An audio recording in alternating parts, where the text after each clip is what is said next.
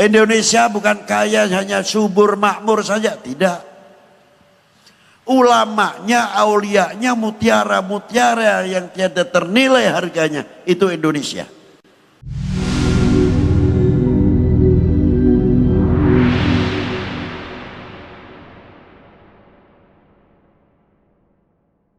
Beruntunglah atas manusia, atas kita-kita ini yang masih mempunyai kedua orang tua atau salah satu masih hidup. Sejauh mana kita ngerti terima kasih kepada kedua orang tua?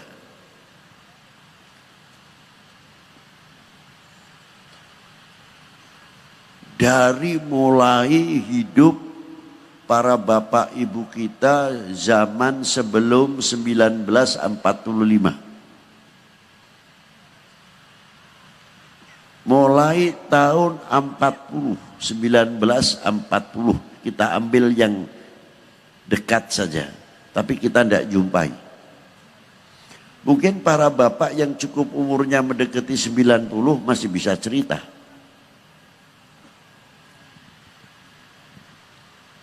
Orang tua kita dahulu di zaman Jepang sarungnya pakai sarung goni. Sarungnya sarung karet. Tapi anak cucunya sudah sarung Samarinda, kecubung, dan lain-lainnya.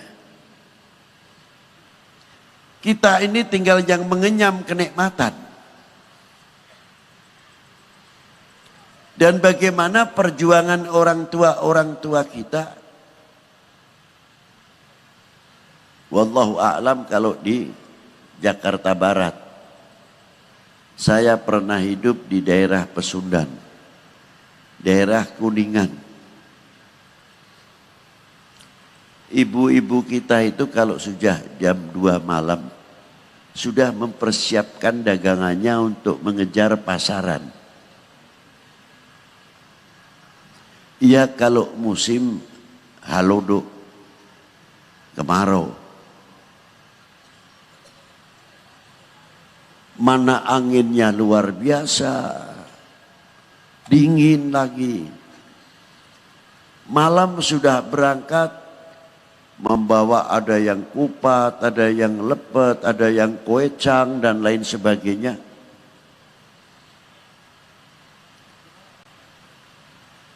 Dan lain-lainnya banyak lagi yang berangkat mengejar pasaran. Ada lagi yang pakai truk.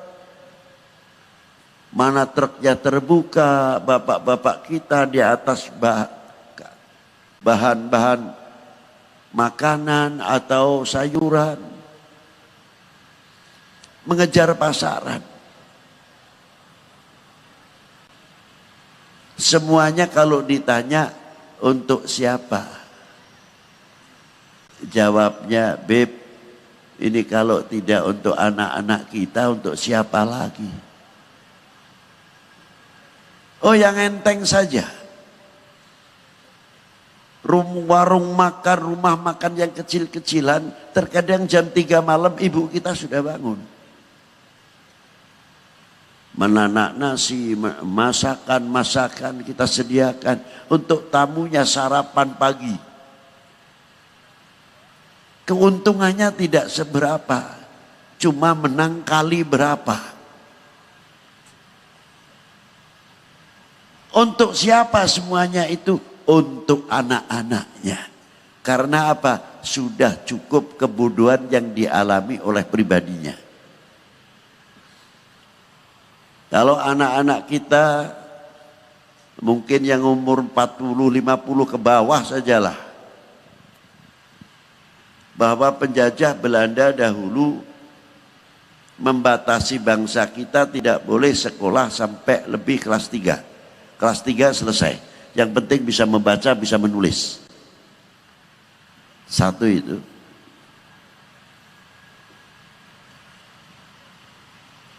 Tapi kalau mau masuk ke sekolah tertentu, namanya dulu HIS, kalau sekarang SD. SMP-nya Milo. Itu orang-orang tertentu. Orang kaya, camat atau wedono itu baru bisa masuk SD. Sudah dipecah, dibelah. Di kotak-kotak dari dahulu. Dibikin kelompok-kelompok. Itu dahulu. Nah, orang-orang yang tidak mampu hanya sebatas kelas 3. Itu di zaman penjajah sebelum Jepang masuk. Setelah Jepang masuk, ya Allah, kalau sudah ada bahaya udara malam, pagar-pagar besi itu habis. Zaman Jepang. Orang makan setengah mati. Mau beli kain, sarungnya sarung karet atau goni. Kalau sudah dipakai, kutunya luar biasa. Itu mungkin bapak-bapak yang mengalami zaman Jepang bisa cerita. Tanyakan tuh pada kesepuan-kesepuan. Sampai 1945. Jepang bisanya sebab menyerah itu karomah. Karomah Indonesia karena Indonesia banyak aulianya. Di samping berjuang. Kalau Bapak mau melihat mungkin sudah mengetahui dari mulai Banten, ujung kulon, pesisir pantai utara, kita melihat bagaimana makamnya pagar-pagar waliullah Maulana Hasanuddin Banten, Maulana Mansur Cikaduan, Maulana Yusuf Pekalongan, ditarik Keramat Tangerang, sampai Habib Husain bin Abi Bakar Al-Idrus, Luar Batang, Pangeran Jakarta, Muhammad bin Umar Al-Qudsi, Ali bin Abdurrahman Ba'alawi di Kampung Bandan, ditarik lagi Syekh Kuro, terus ke Maulana Syarif Hidayatullah, sampai ke Demak, sampai ke Gresik. Pagar-pagar yang ada di Pulau Jawa khususnya, itu belum menghitung Sumatera, Kalimantan, dan Sulawesi. Kaya dengan aulia. Indonesia bukan kaya hanya subur makmur saja, tidak. Ulamanya, aulianya, mutiara-mutiara yang tiada ternilai harganya, itu Indonesia. Tapi entah sejarah ini kemana saya tidak tahu.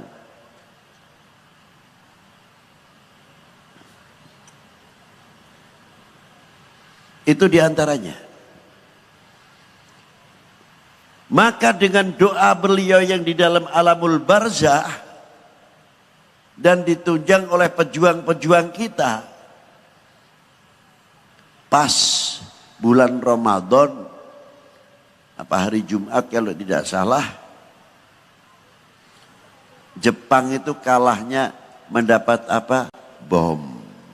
Hiroshima, Nagasaki. Langsung Jepang menyerah.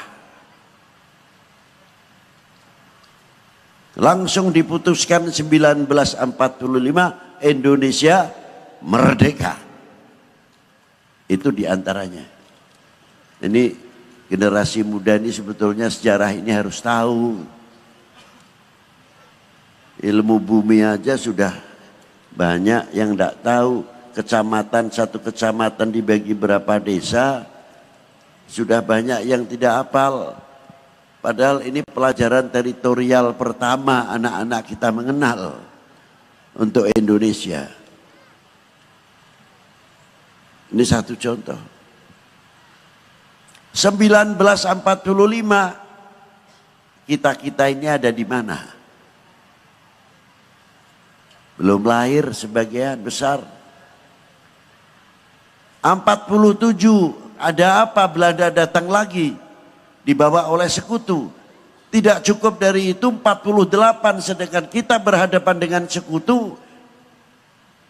Subhanallah, kita ditikam dari belakang peristiwa Madiun. Dan pada tahun itulah Mbah Hasyim Asy'ari mengeluarkan fatwanya, membuat resolusi jihad. Ini sejarah ya hampir hilang. Ma'asyiral muslimin rahimakumullah.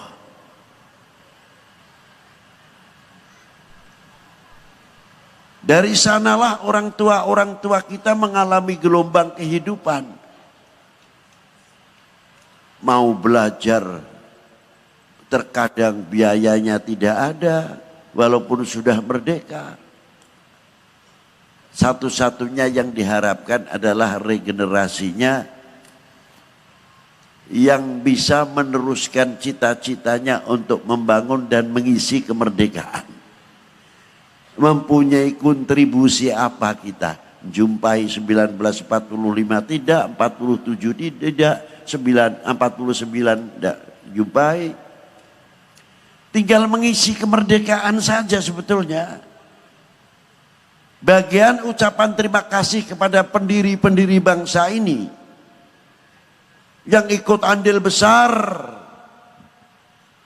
tegaknya sangsaka merah putih. Demi siapa? Demi kehormatan bangsa ini.